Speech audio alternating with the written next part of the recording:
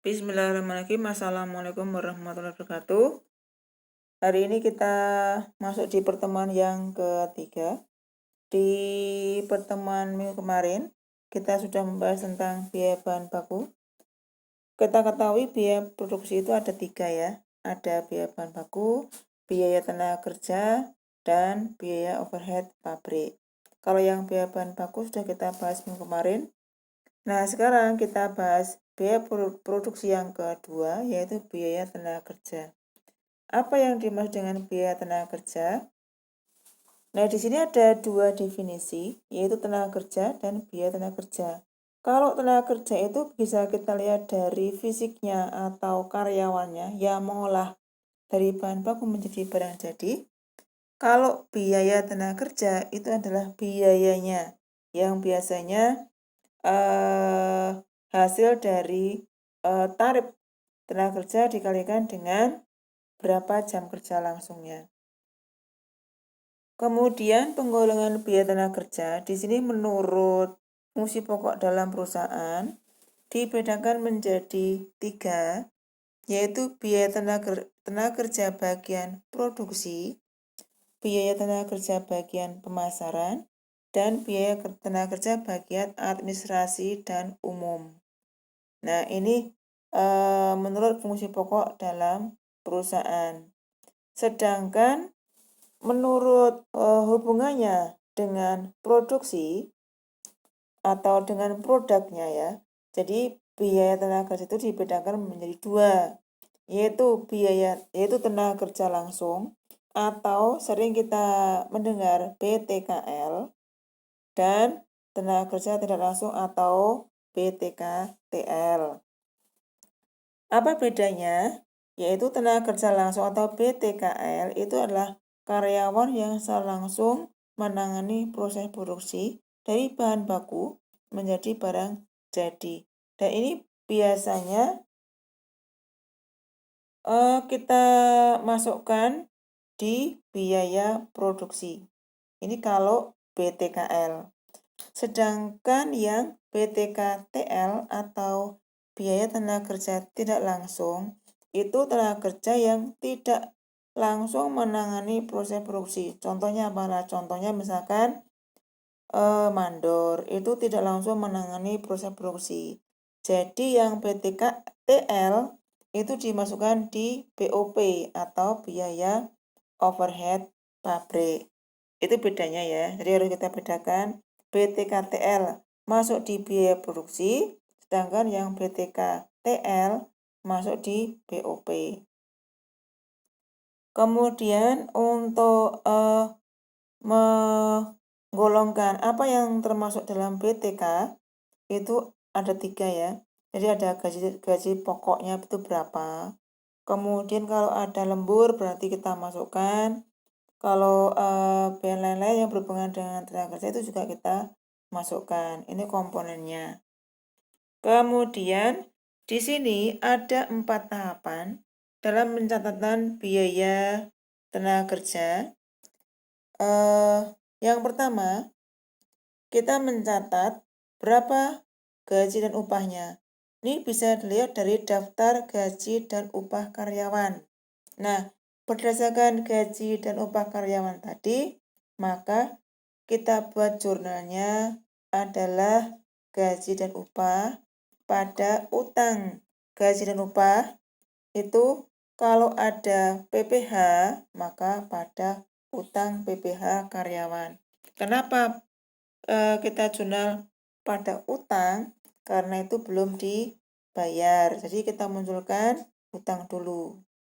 Kemudian langkah yang kedua, kita membayar gaji dan upah. Pada saat membayar gaji dan upah, maka di jurnal utang, gaji, dan upah. Yang tadi utang kita bayar, maka utang kita jurnal di sebelah debit. Karena membayar dengan menggunakan uang kas, maka kasnya kita kreditkan. Kemudian jurnal yang ketiga adalah pada saat kita menyetorkan pajak PPh karyawan, maka jurnalnya adalah utang PPh karyawan pada kas. Kemudian tahap yang keempat, ini kita golong-golongkan atau kita kelompokkan. Dari gaji dan upah yang tadi sudah kita jurnal tadi, kita kelompokkan mana yang masuk di BTKL, mana yang termasuk BTKTL, mana gaji bagian administrasi dan umum, dan mana gaji bagian pemasaran. Kalau seandainya gaji bagian yang BTKL ini jadi masuk di BDP BTK. Kalau yang gaji yang upah karyawan tidak langsung atau BTKTL ini masuk di BOP ya. Kemudian gaji karyawan bagian administrasi dan umum jadi masuk di biaya administrasi dan umum. Sedangkan biaya bagian gaji bagian pemasaran ini masuk di biaya pemasaran. Seperti itu. Jadi saya ulangi lagi, untuk yang gaji dan upah, setelah itu pada saat pengelompokan, maka kita pisahkan. Untuk upah karyawan langsung, kita masukkan di jurnal BDP BTK. Kemudian yang upah karyawan tidak langsung, misalkan mandor tadi, masuk di BOP atau biaya overhead pabrik.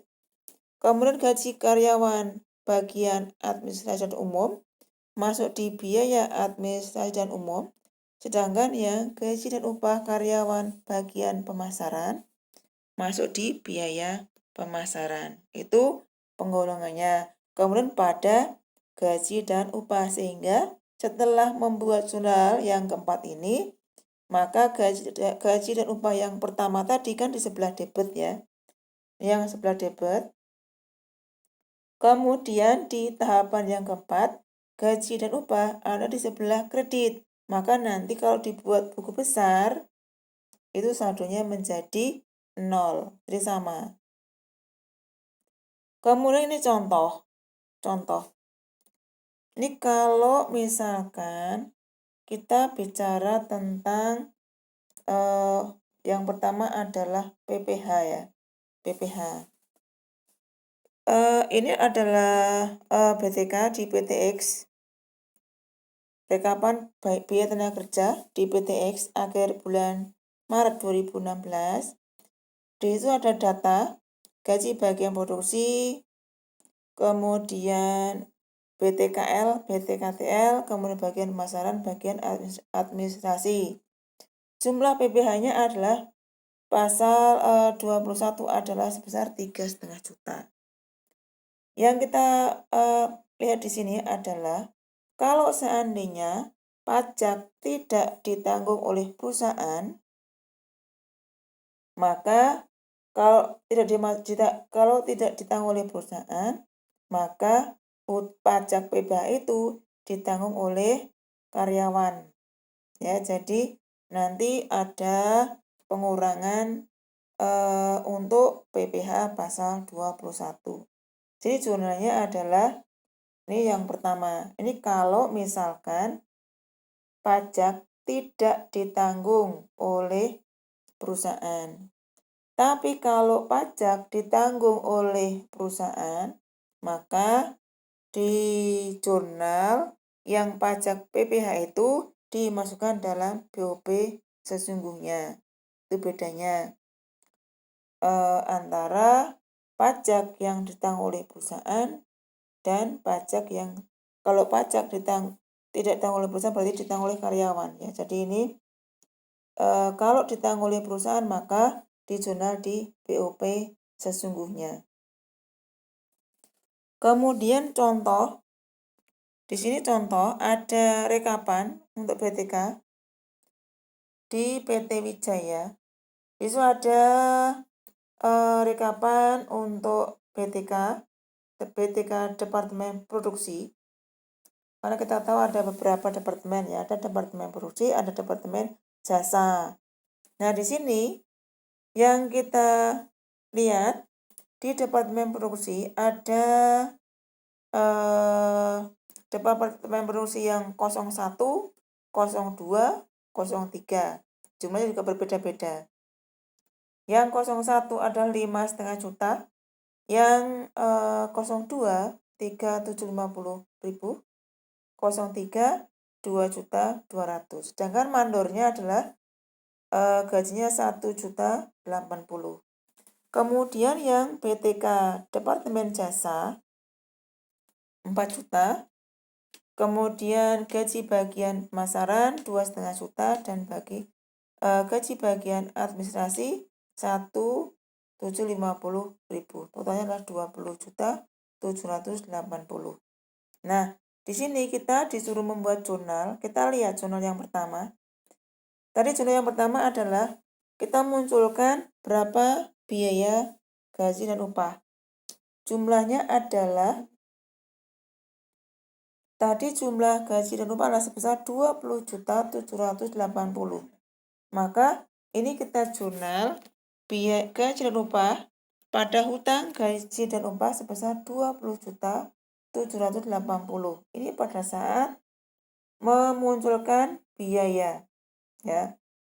Kemudian pada saat bayar gaji, kita jurnal tadi masih berupa hutang.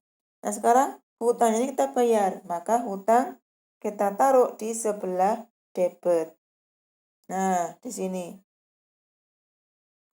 di sebelah debit, ya. Jadi kita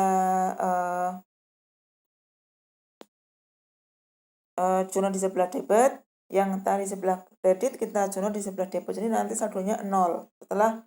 Setelah jurnal yang kedua, saldonya menjadi hutang gaji dan upah menjadi 0.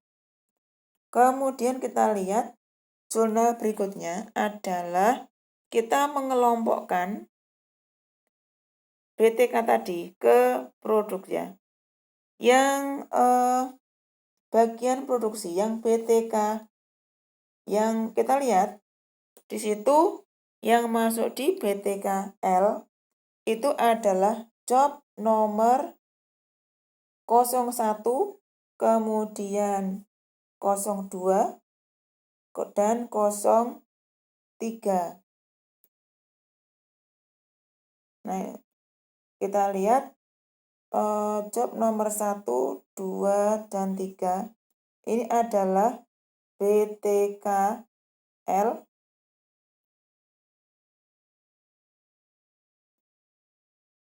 Bentar, ini BTKL. Kemudian yang mandor itu adalah BOP. Nah, ini masuk di BOP. Kemudian yang Departemen Jasa. Jadi ini adalah BOP bagian produksi. Jadi BOP-nya ada 2. BOP yang mandor adalah BOP bagian produksi. Kemudian Departemen Jasa adalah BOP bagian jasa. Sedangkan yang pemasaran biasa, jadi ini biaya pemasaran. Kemudian yang administrasi juga ini adalah biaya administrasi. Itu caranya. Jadi kita pisahkan. Yang Departemen Produksi itu adalah BTKL. Kemudian BTKTL di sini karena contohnya ada 2 departemen, maka kita pisahkan yang BTKTL bagian produksi dan BTKTL bagian jasa. Kemudian gaji bagian pemasaran dan gaji bagian administrasi dan umum. Maka kita buat jurnal seperti ini. Yang bagian produksi, gaji bagian produksi masuk di BDP BTK. Kemudian gaji bagian BTKL Departemen Produksi maka dimasukkan di BOP sesungguhnya Departemen Produksi. Kemudian BTKL bagian jasa masuk di BOP sesungguhnya Departemen Jasa. Gaji bagian pemasaran masuk di biaya pemasaran dan gaji bagian administrasi masuk di biaya administrasi dan umum. pada gaji dan upah. Nah, harapannya adalah setelah membuat jurnal yang keempat ini, maka jumlah gaji dan upah menjadi 0. Kemudian ini ada tugas. Nah, tugasnya adalah hampir sama dengan contoh soal yang tadi ya. Jadi di sini tapi ada PPh pasal 21. Ada tambahan.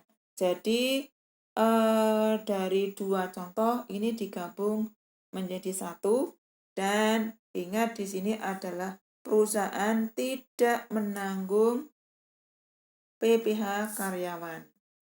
Nah, tugasnya adalah buat jurnal yang diperlukan. Oke, selamat mengerjakan. Semoga tidak mengalami kendala suatu apapun. Assalamualaikum warahmatullahi wabarakatuh.